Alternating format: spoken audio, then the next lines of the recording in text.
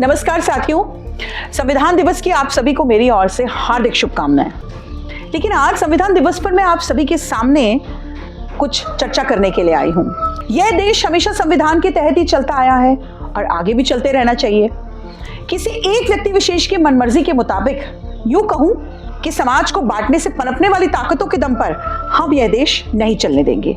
लेकिन भारत की संसद की अगर बात की जाए तो वहां बैठे तानाशाह ना कभी जनता के मतों का सम्मान करते हैं, ना कभी जनता के मुद्दों की बात होने देते हैं, ना कभी जनता के हित की बात करने वालों की आवाज उठने देते हैं। क्योंकि आदरणीय माननीय प्रधानमंत्री मोदी जी संसद के शीतकालीन सत्र की शुरुआत ही अपने बड़े एजेंडे के साथ करते हैं, जहां वो सिर्फ और सिर्फ विपक्षी दलों को नीचा दिखाने और जनता को बरगलाने के लिए एक संबोधन देते हैं, जिसमें लगातार विपक्ष की ही बुराइयां करते नजर आते हैं। लेकिन माननीय प्रधानमंत्री जी शायद ये भूल जाते हैं कि सत्ता अभी उनकी है, संसद में बहुमत उनके पास है, संसद में सर्वाधिक सांसद उनके हैं, लोकसभा के अध्यक्ष स्पीकर जो कि एक कॉमन बॉडी भी होते हैं, लेकिन उसके बावजूद वो प्रधानमंत्री जी के ही हैं और उन्हीं के लोगों का समर्थन करते नजर आते हैं।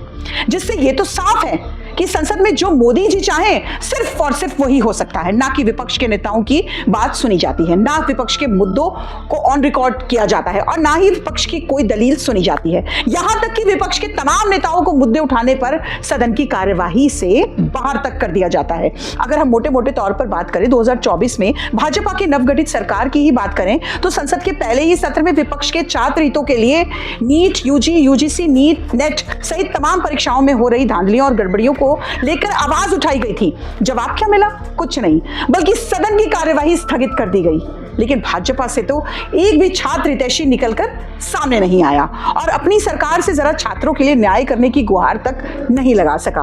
विपक्ष के नेता मल्लिकार्जुन खड़गे जी ने देश में लगातार बढ़ रहे रेल हादसों पर सवाल उठाए तो रेल मंत्री जी सहित सरकार का एक भी आदमी ऐसा ना निकला जो इस पर जवाब दे पाता या फिर देश की जनता की सुरक्षा के लिए कोई आश्वासन दे पाता। सरकार विपक्ष के जनहितों की सवालों से बचती रही और भागती रही और बाद में विपक्ष को ही बदनाम कर डाला।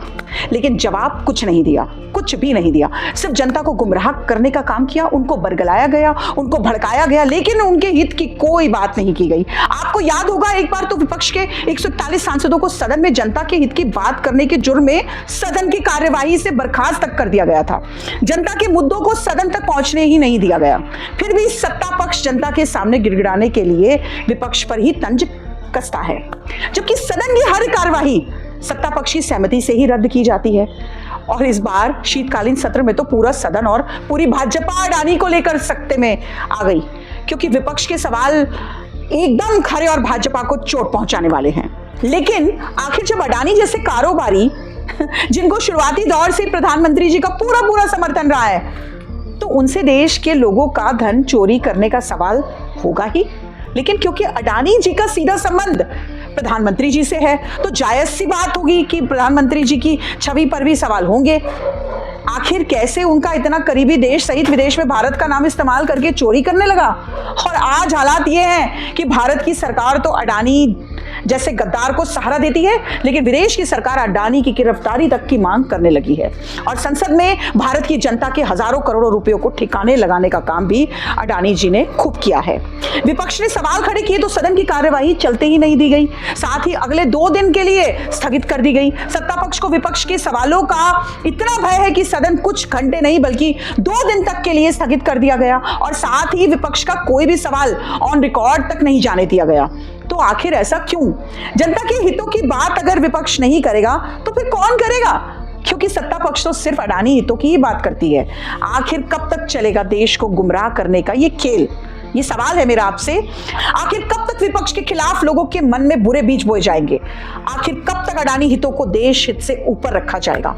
आखिर कब तक?